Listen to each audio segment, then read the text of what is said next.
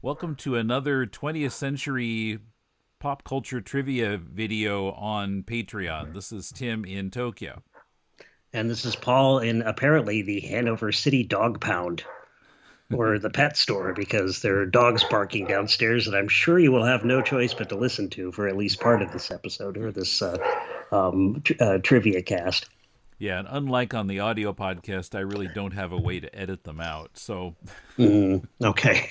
hmm, Well, that's why we're the pros, people. We have dogs barking in the background. That's how you can tell. That's how you can tell quality. Okay. okay, so music this time. And out of just off the top of my head, I said, well, let's see if we can get some trivia questions about The Sweet. Also known Hmm. as, well, I found in 1974 they changed to just Sweet. That's why they're referred to as both, because they started out as The Sweet and then just Hmm. became Sweet. Mm-hmm. So, And then they were nasty, and then they were bitter. They ran the gamut of synonyms and antonyms for sweet. if they were nasty, then they should say Miss Jackson. Miss Anyway, Jackson, if you're nasty, indeed.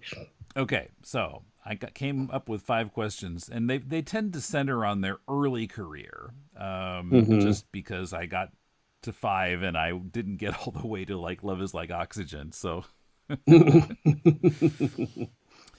all right, number one, The Sweet were a British glam band with some hits in the 70s. Starting in 1974, they were known as simply Sweet. Wikipedia mentions a predecessor band that started in 1962 called Unit 4. But another band already had that name, so they changed to Wainwright's Gentlemen. Mick Tucker, who would in the future drum for The Sweet, joined Wainwright's Gentlemen in 1964. Various musicians passed through the band during the 60s, including which one of the following future performers on the 1970 Jesus Christ Superstar album? Okay, I'm ready. A. Murray Head. B. Barry Denon, known to Batpole's listeners as Pontius Fred. C. Ian Gillan. Or D. Brian Keith, not the one on Family Affair. And who did Brian Keith play? What was his Uh, main role in Jesus Christ Superstar? Caiaphas. Okay, okay. I'm gonna go with Ian Gillan just Okay. because he was in Deep Purple at the time that he was in Jesus Christ Superstar as well on the cast album anyway. Hmm. Yes, that's right. He was in Wainwright's Gentlemen in 1964 and 65. Back when they were the Thamesmen. You know what I need. Dun-dun-dun-dun-dun-dun. You know what I want. Dun-dun-dun-dun-dun. It was like Spinal Tap. Give me some money. Yes. When a band's changed their names when a band changes its name that many times, immediately start thinking of the Thamesmen and Spinal Tap. All right, you're one for one. My guess was going to be Nigel Tufnell actually, rather than Ian Gillan, but yeah, he wasn't on the list. No. Number two, Mick Tucker and vocalist Brian Connolly in 1968 formed the band that would become The Sweet, and they recruited bassist Steve Priest. But the name The Sweet is an altered version of the band's original name. What was that original name? Hmm. A. Sweat. B. The Sweet Shop. C. The Sweeteners. D. Sweetie Pie. The Sweet Shop. That's right. Uh, Yeah. Sounded British enough. It just rang a bell for me. I had no idea though. Yeah, a couple months after they called themselves the Sweet Shop, another band with the same name put out a record. So that's That why I kind of under that that's I kind why of bands keep understand. changing their names like this. Because Yeah, exactly. That I understand, but why did somebody else call themselves Unit 4? I wonder what yeah, Unit 4 that's meant in everyday bizarre. British language at the time, or Not Unit was it Three or Unit Five. was it a cultural reference to something like Area 51 or Britain's version of it? I don't know. Yeah, Doctor Who reference. I don't Could know. have been. Um, yeah, so Tucker and Connolly changed the name to The Sweet. Got it. Number 3. Early on, the band was managed by Paul Nicholas, who went on to have a pretty eclectic career. Which of the following did Paul Nicholas not do? A. Play the role of Judas in Jesus Christ Superstar on stage. B. Have top 10 hits in the US, UK, and elsewhere. C. Co-produce and star in a production of The Pirates of Penzance. Or D. Found a school of acting and performing arts.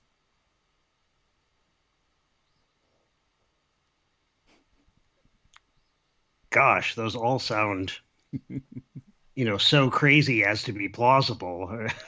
I was looking for the most plausible sounding one and thought that's probably the one he didn't do, but um, this is totally going out on a limb because I'm sure I'm going to be wrong, but I can't help myself.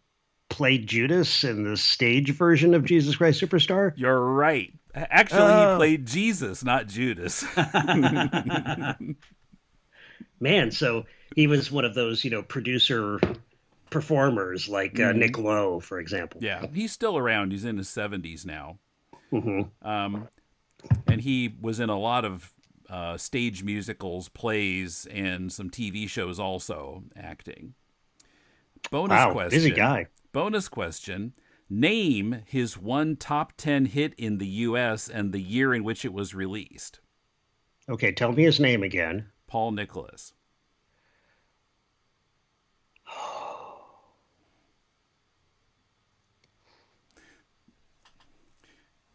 Uh, That name's so familiar. mm-hmm, mm-hmm. Yeah. Oh, See, this is what my test. This is my test of whether you still remember something that you used to know. yeah. Well, I think we've proven that many times that that's just not the case. There are lots of things I used to know that I don't remember. Too many of them having to do with the Batman 66 television series. Paul Nicholas. Uh,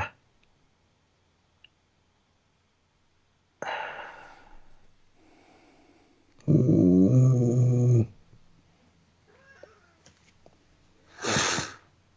Undercover Angel? No, that was what was that guy's name? Um, Heaven on the Seventh Floor. there you go. Right, Ah. and the year. um, 77? That's right. Wow. Man, I Yes. can't believe I made that. See, I this is weird, Tim, but I was thinking elevator, elevator, elevator, but I couldn't come up. I couldn't come up with the song. I couldn't even come up with like two bars or a bar of the melody. So then Undercover Angel came to mind, and so I just blurted it out. Yeah, love in an elevator. No, off by Although about they're 10 years. yes, although Wrong band. lyrically they're effectively the same song, or at least in theme. Yeah. Um. By the way, Undercover Angel was Alan O'Day. Okay, Also, brother of Danny, the ventriloquist puppet, no yeah. doubt. Also 1977. Okay, yeah, because 77, it just kind of struck me yesterday when I heard Barracuda on one of the classic vinyl stations on Sirius XM. That I saw that on like the 70s, 80s, and 90s stations, the Sirius XM will show you the date, the specific year Mm. of each song that they play. They don't do that on other stations, but only on those like 60s, 70s, 80s, and 90s channels. Um, 77 was given for Heart's Barracuda. Hmm. And then I thought about it and I realized, yeah, probably most of, if not all of those really early singles we bought were based on listening to the radio in Yeah, 1977. that was when we started really paying attention to the top 40. Although, and we go to the store in Centerville and check the ABC charts, Right. which I don't know how similar or dissimilar those were to Billboard charts, but that was kind of Mm. all we knew at the time. We were And were the unaware of American Top 40. Right, because we couldn't get it in our market, or maybe we didn't know that we didn't listen to the radio on Sunday morning because we were at Hmm. church. And Well, in '78, I discovered that you could hear it on KMGK from Des Moines, the FM oh, the FM station. station. Yeah, that was the first time I ever heard it. And I think I only heard it that one time. That was actually the first time I heard Just What I Needed. 'Cause I heard Casey playing it Oh, right. by the Cars. Boy, we could just reminisce for 3 hours now about our Hmm. early rock and pop music experiences. But yeah, '77 was when we really started like buying records in earnest. Hmm. Not just TV themes as we had before.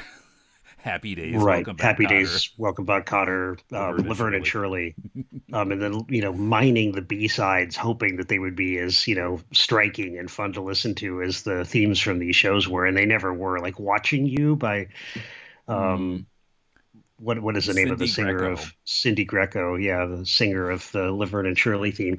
Yeah, I I remember always being remember that, but newer artists I can't remember for the life of me. oh no, and I've got Cruising with the Fawns, the flip side of Yeah. the Happy Days single, churning through my head right now, and most Da, of the time, da, yeah. da, da, da, da, da, Uh, da. Hmm. yes, yes, Okay, yes, yes. we still got two more questions. Oh gosh, well, I thought the bonus question was the end, so I'm doing No, okay yeah, so far, yeah, aren't yeah. I? You're 3 for 3 plus also making the bonus question, so 4 for 4. Okay, well, as long as you don't, give me just half a point, because I gave the wrong answer the first time. Okay, question 4. Some other musicians came and went from the suite.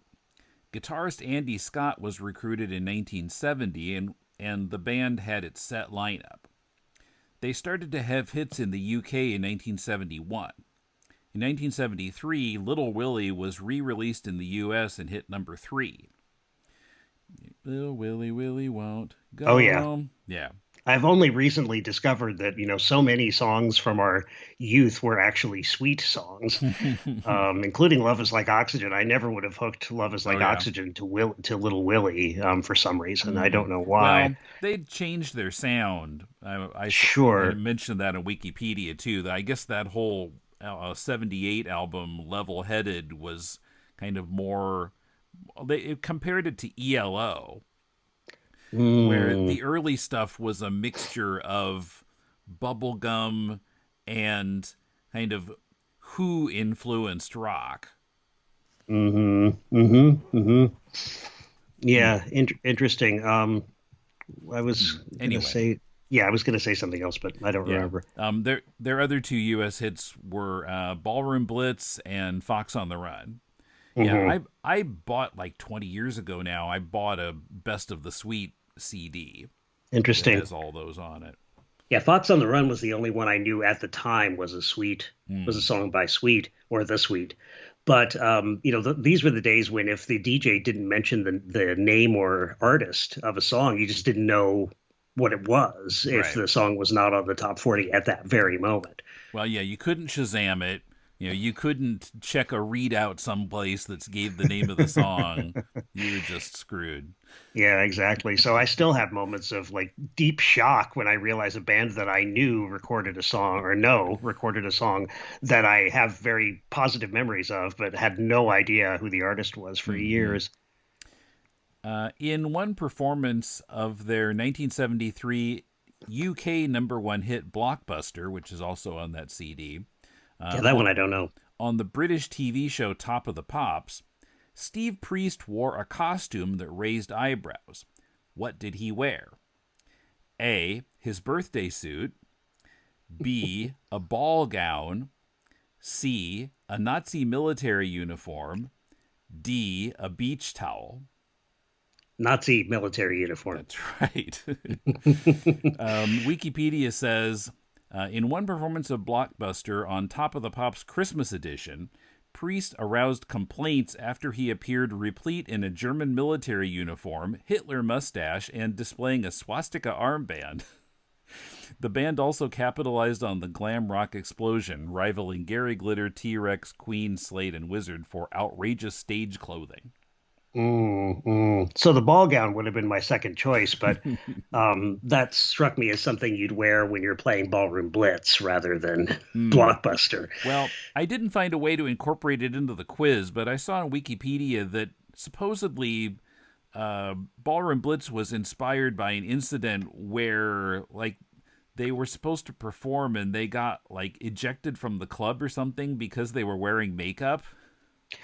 Oh, wow. It's a bit like Smoke on the Water being a kind of, report of a concert hall burning to the ground Hmm. after or before Frank Zappa and the Mothers of Invention were supposed to play. Hmm. Frank Zappa and the Mothers. Anyway, All that's right. interesting. Wow. Jimmy, by the way, little Led Zeppelin trivia. Jimmy Page, I think in the depths of his heroin addiction, sometime in the mid to late 70s, sat on a chair to play a concert and was wearing, I think, an SS uniform. Hmm.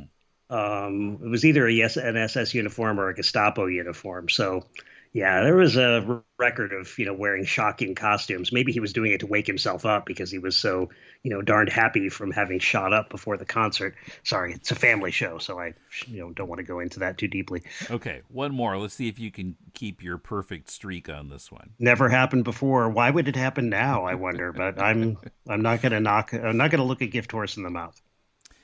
Many of the Sweets' early bubblegum hits were written by the duo of Mike Chapman and Nicky Chin. Chapman later produced Sweet and went on to success as a producer of a couple of late 70s bands. One was Blondie. Who was the other one? A. The Knack. B. Sniffin' the Tears. C. Cheap Trick. D. Blue Oyster Cult.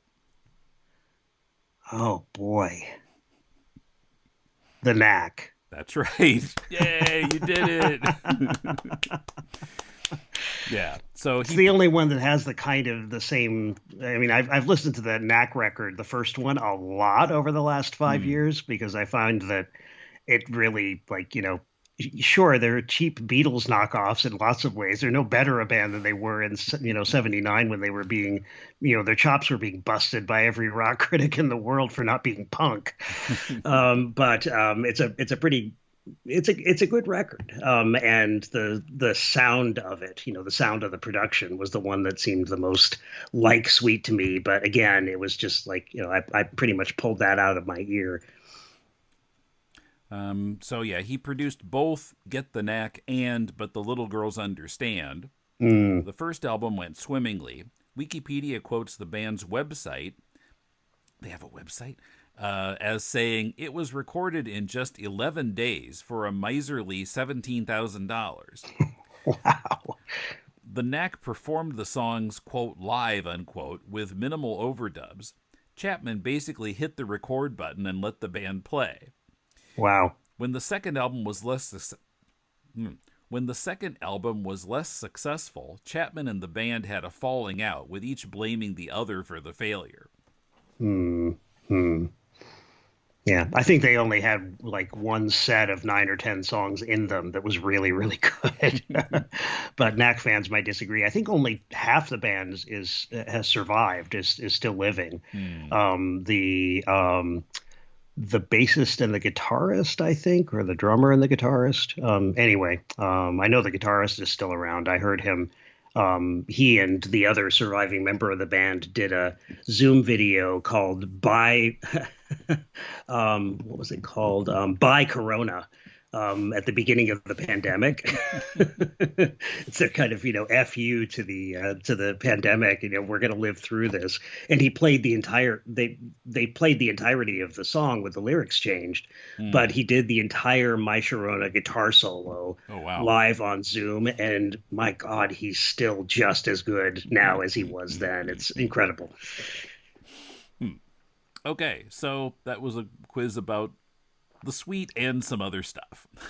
Jesus Christ Superstar made two appearances, and the Knack and Paul Nicholas. So, Right, right. yeah, SCTV wasn't mentioned until now, but no. we did Although, get to talk about Punches Pontius Fred. Pontius Fred. Although, when I. There is a. SCTV connection in they once called the band Wainwright's Gentlemen. I was thinking of Dr. William Wainwright in the Days of the The Week. days of the week, John Candy's character, right? Mm. So nice, Tim. We did get an SCT reference in. Although just by mentioning it that we didn't get an SCTV reference in, we got an SCTV We reference in. reference SCTV. Okay. Well, thanks for watching, and we'll see you again in a couple weeks. Man, I've got such a swelled head now because I got them all right. It'll never happen again, though, folks. I can promise you that.